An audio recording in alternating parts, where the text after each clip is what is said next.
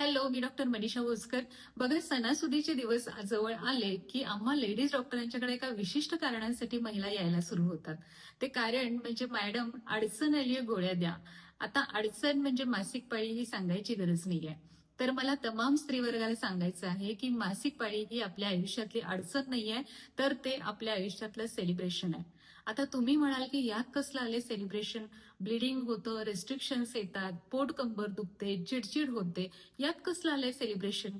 तर मला मान्य आहे, या सगळ्या त्रासामधून आपण जात असतो, रेस्ट्रिक्शन्स येत असतात, चिडचिड होत असते. तरी सुद्धा हे आपल्या आयुष्यातलं सेलिब्रेशन आहे. कारण प्रत्येक महिन्याला नियमितपणे येणारी मासिक पाळी हे आपल्या हार्मोनल सिस्टीम नॉर्मल असल्याचं निदर्शक आहे. आणि आपली हार्मोनल सिस्टीम नॉर्मल असणं हे आपल्या आरोग्याचं रिपोर्ट कार्ड आहे. जोपर्यंत मासिक पाळी आहे तोपर्यंत हृदयविकाराचा धोका कमी आहे. जोपर्यंत मासिक पाळी आहे तोपर्यंत हाडे, सांधे, स्नायू बळकट आहेत.